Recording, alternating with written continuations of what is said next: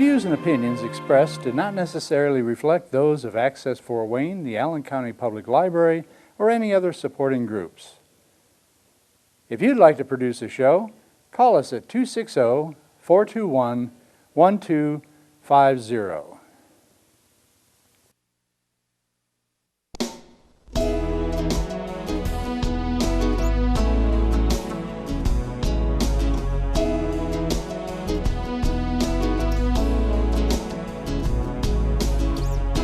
Let me be your lighthouse so I can show you the way. Let me be your shining light, I'll keep you from drifting away. I'm the one that makes you try when... This is Patty Hunter of Patty's Page. Welcome to my show. This week we'll be interviewing our guest, who his name is Eric Alper, and he is the owner of Eric Alper Public Relations in Toronto, Ontario, Canada. So my hometown where I was born, eh? So hello, Eric. Hey, how are you? It's so good to talk to you. Thank you. It's good to see you as well, eh? It's good to see me anywhere. It's good to be anywhere, isn't it? Especially during these times. It's just good to be here doing what we love to do. I bet you get stir crazy not being able to go out that often because of the pandemic.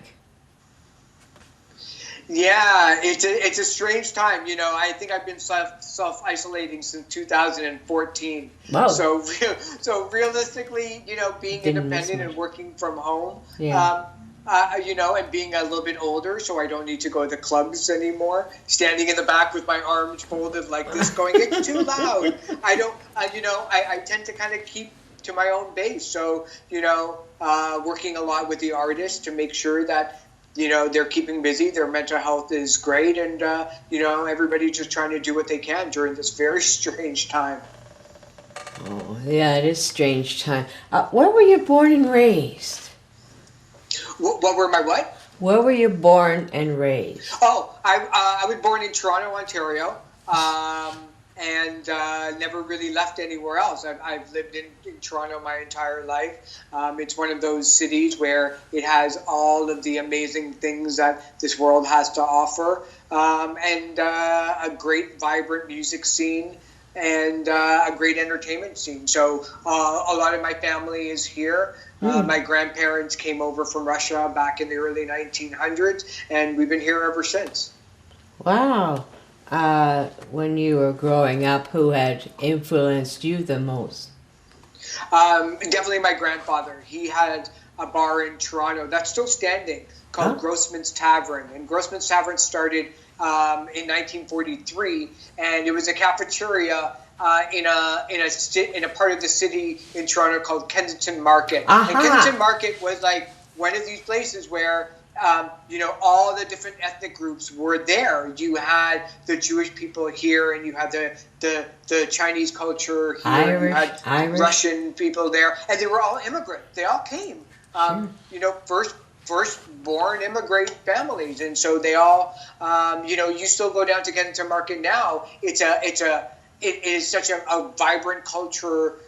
Mesh of everybody's different lives coming into it. So when Grossman Tavern started, and when I was a kid, I would be going to the bar as a kid and watching bands play and hanging out with the family. So it's where artists like Rush and Carol Pope and Rough Trade and Jeff Healey and Downchild, a lot of blues artists got their first start. So for me, the music culture growing up wasn't just about the music. It was about the community. It was about the family. It was about, you know, finding out that the rooms upstairs at the tavern were being housed by draft dodgers escaping America during the Vietnam War, and my grandfather used to house them. So for me, music was a place where it was more than that, and that influenced me. It still does. It influences me still to this day. When I do PR for artists, it's all about that community spirit and doing good in the world. And it's not really about,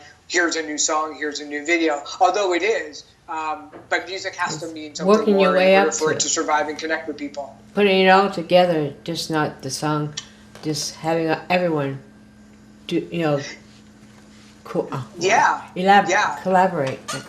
Yeah, like I used to tell people, and I still mean it. It's if you tell me, if you talk to me, or if I listen to a song or an album or find out about an artist, I could probably figure out, or I want to know more about what was going on socially around them, what was going on economically, what was their religious background, because all of that influences them writing that song.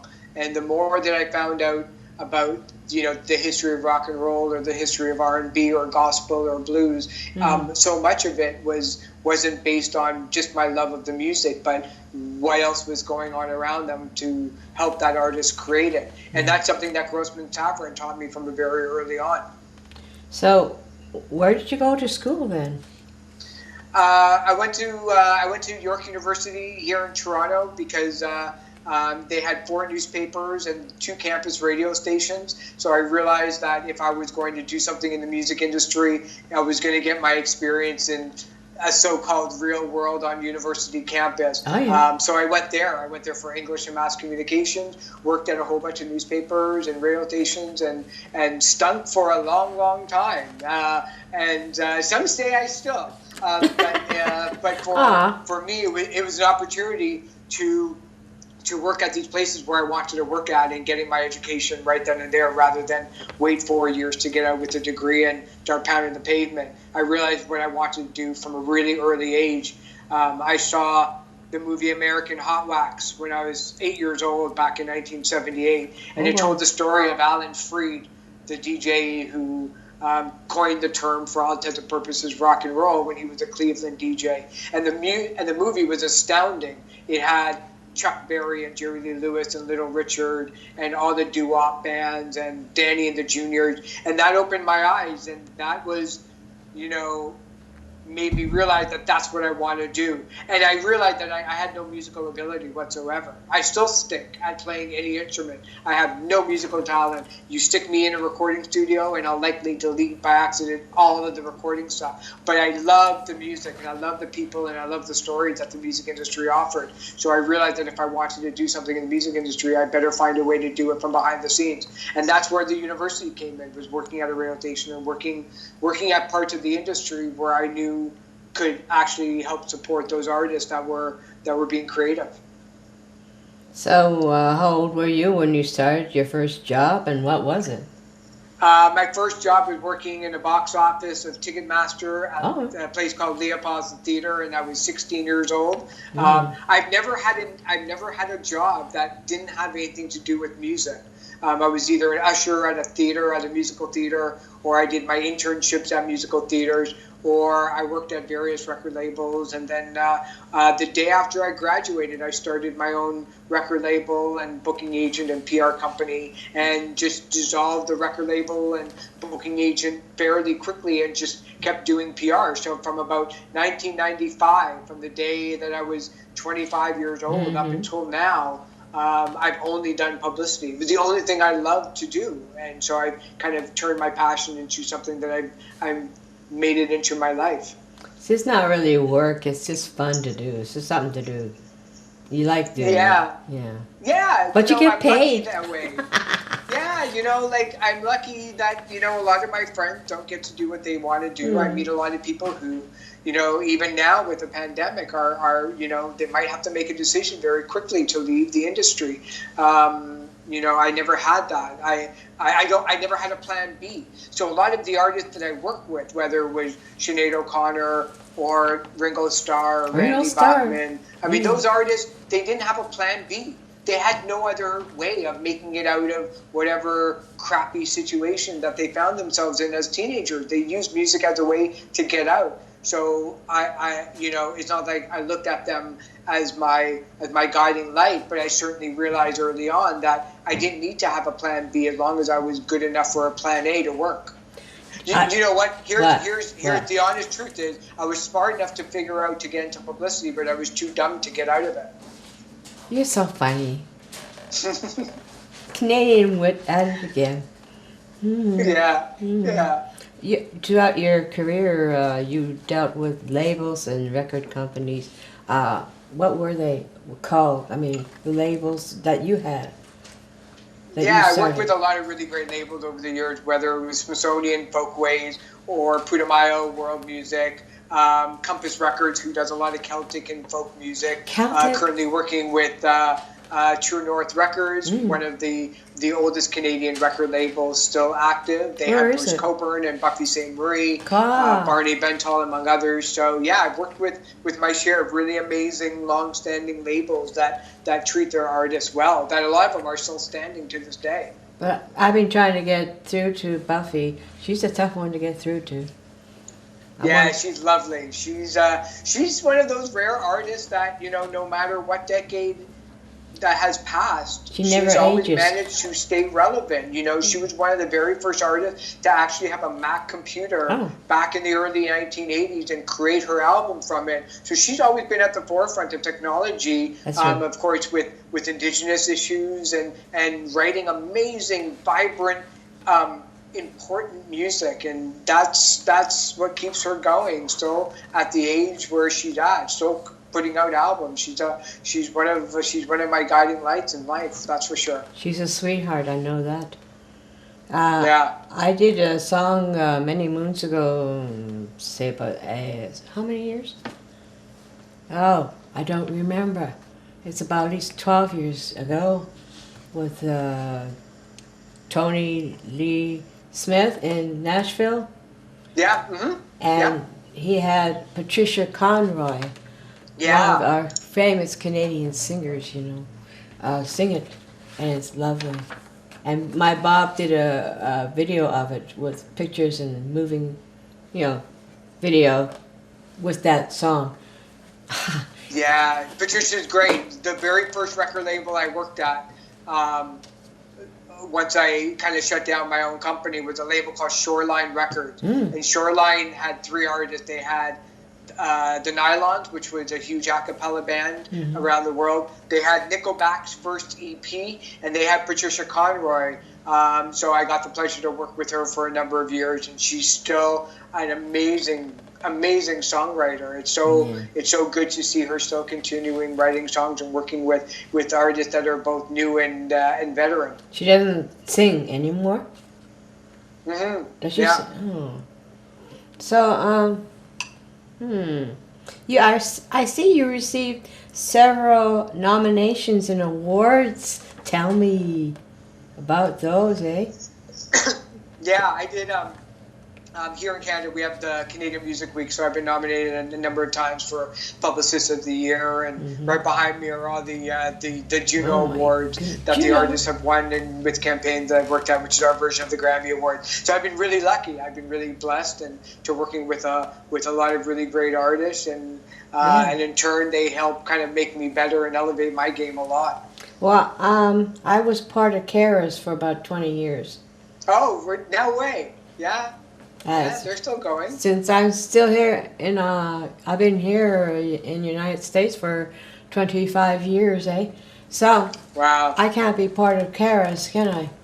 Because I'm still stuck down here. No. But that's okay. But you can still come back and hang out with me at the Juno Awards. You'll be my date anytime. Weirdly enough, maybe you were around. One of the artists that I've worked with for about 8 or 9 or 10 years now is Andy Kim. And Andy Kim won the very first Juno Award back in 1974 for Male Vocalist of the Year. And it was a year where I'm still working with artists that, like Leona Boyd, won a number of Junos. I interviewed her a couple times. Yeah. So she's still active, and Randy Bachman was around that time. And, Is Glass Tiger still around? Yeah. Glass Tiger, are they still around? Yeah, they're still around. Alan Frew. I interviewed him. Not that far away from me. Yeah, so he does a lot of solo work, but Glass Tiger still does their rounds and playing shows and doing really fine work. So they're still around. Honeymoon Suite, I worked with a number of times. Really? The Spoons, I'm still working with, the band from the 80s as well. So I love all those artists because they're artists that I grew up on, and it kind of blows my mind sometimes when I'm looking at them. I get those little pangs of like, I watched you for hours on Much Music as a teenager, and now here I am. It blows my mind still to this day. I helped Larry Gowan one time with pirate T-shirt sellers. Yeah. And I turned one into SRO. And he thanked me and all that. I met him several times. He's a sweetheart. Yeah, Larry's great. I actually worked with him. He's a nut. True North Records re-released a couple of his albums from the 80s with special packaging. So I just saw him over the holidays. We all did a label dinner together, and he's currently on tour singing lead with Styx. So he's doing very, very well for himself. I saw Styx many times with him in it. Yeah. So, are you on radio or TV or paper or writing? Or? Yeah, I have my own show on Sirius XM. It's called At That Eric Alper, and it's on channel 167, which is the Canada Talks radio station. And I get to talk to artists that I love for an hour a week, and it's great. You should so have it's me my chance on. to get out of the house too, which is nice. Where do you do it? In your house or where? In your studio? Oh, yeah. So how many times a week are you on? I tape once, and then it re-airs anywhere between 4 to 6 times during the weekend. But if they go to SiriusXM.ca, then all the list of the programs are on. Are you serious? And I do TV stuff all the time whenever something big happens in the media. So so it's great. Yeah. I get to comment on stuff, which is nice. Well, let's talk about this pandemic thing. And how it is. What do you mean? What's going on? What's going on? Well, I was just wanting to know how you are surviving this pandemic and other musicians there in Ontario, Canada. Yeah, it's a real scary time. I mean, I went from having 800 tour dates on the schedule from March up until 2021, just wiped out within a couple of days. So for artists, it's a real scary time. There's never been another time in our history that had completely demolished not just the music industry or the arts community and entertainment world, but all industries. So, nobody's immune to something like this.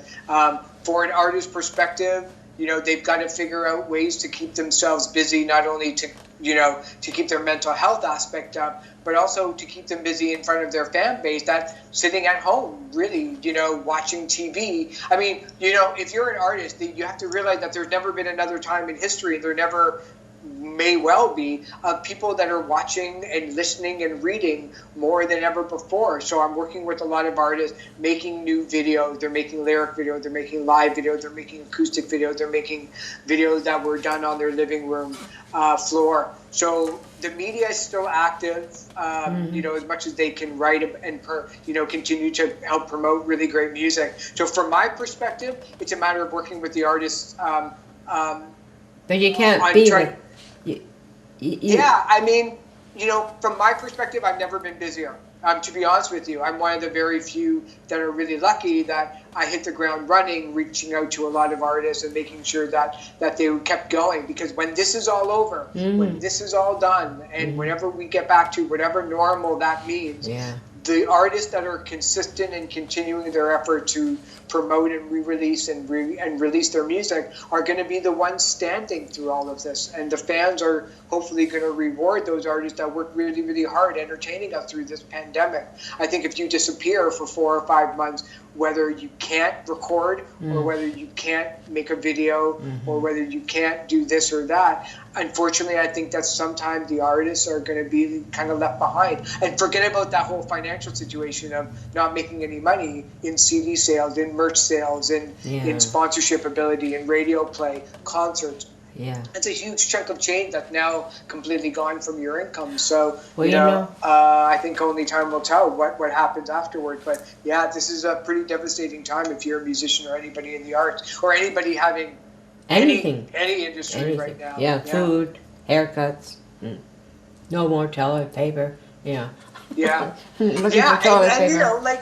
Look, we kind of hear the stories about what happened back in 1910 with the flu and what happened during World War I and World War II and the Great and Depression. Vietnam and the the stars hit Toronto in a big way, but I don't think it was anything like this so far, because I think we're also used to dealing with it now, as we should. So it's hard for people to say, well, 20% unemployment across North America is a huge number, but they'll get out of it. We'll get out of it. We always do. We always bounce back. We're pretty keen group of people. So, I think it's going to get a little bit worse before it gets better, but that's just my own view, though. I like to ask a question. Do you guys in Canada stream concerts online and then try to raise tips, money? That's what they're doing down here in the United States. Yeah, I think in the beginning there were a number of artists that did that before all of this hit. So those artists didn't miss a beat. I think here in Canada, we tend to be a little bit behind in terms of the use of technology and when it comes to ideas, only because we're a very small country. When you think about it, we're only 36 million people, which is the size of New York, New Jersey, and Boston. So for ideas to spread, sometimes it takes a little bit harder for things to happen. But I think now more than ever before, there's a lot of internet companies and apps that are developing these tools for artists to use wherever you're from. So I'm seeing a lot more artists in here in Toronto and Ontario and across the country starting using apps for tips and the ability to bridge the gap between customer and the artist, bypassing those regular gatekeepers, taking a little bit of percentage of their funds. Well, several people down here are doing fundraising for the people who are musicians. To get they make about $4,000 or $5,000, but that's not enough for every performer. But I've been involved with doing the PR for a number of initiatives that raise money for the Canadian Red Cross, and also for people that are working on the front lines, and also nonprofit associations that are still working to this day. So it's something that I try to do a lot of is use publicity and promotion and work with the media on helping spread the word on people that are doing good work, because I think everybody needs it more than ever before. So we're getting towards the end of our show, my friend. Already? That's it? That's it. What would you like to say to... Nobody needs to listen to me talk for an hour. Are you kidding? I have. Anyways, listen. What would you like to say to encourage my audience in America and Canada? To encourage them? Mm-hmm. Especially through this. You know what? People just have to keep going, because they don't have a choice. I mean, when you really get down to it, this is it. There's no... there's no second chances of this, but we've got to just kind of listen to the scientists and listen to the doctors and listen to what the government wants for the most part of it. But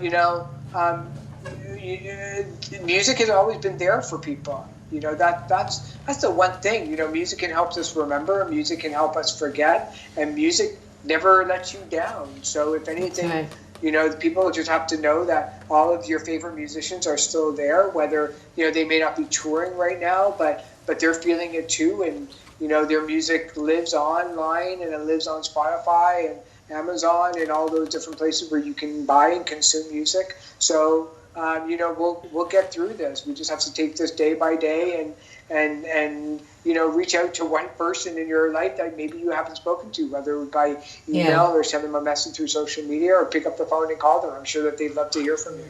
So we're going to be playing a video. You got, what's the name of it?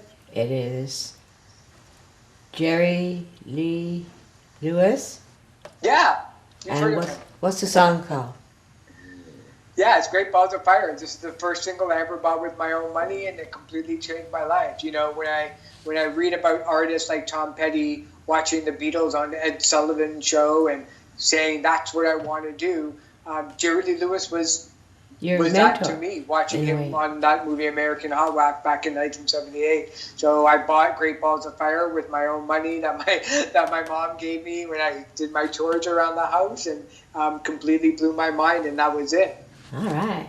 Well, then we're going to play it in a sec. Thank you for coming on to my show, and thank you, Eric.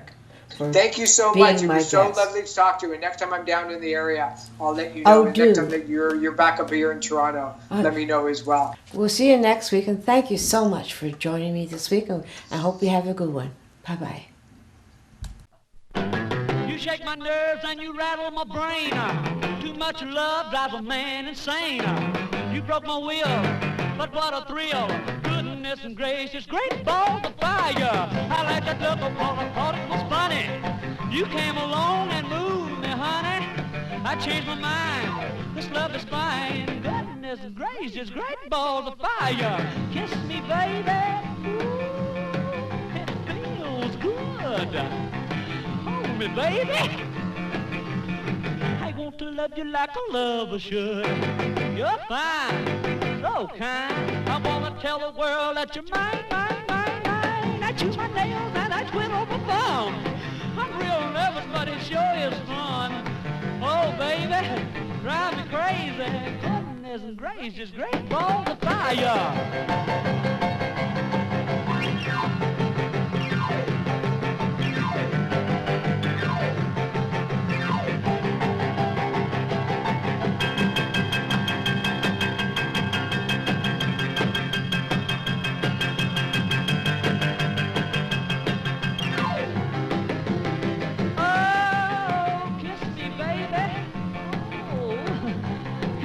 Feels good.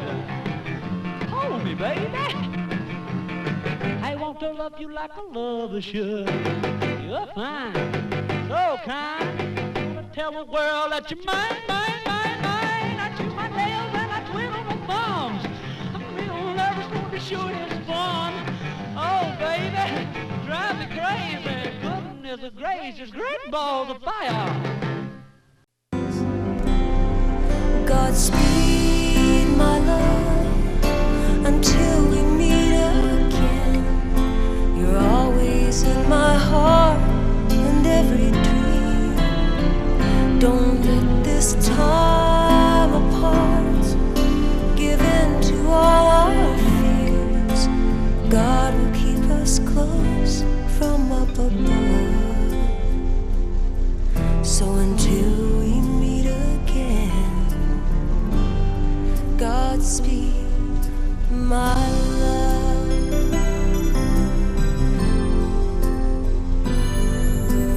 God is with us all.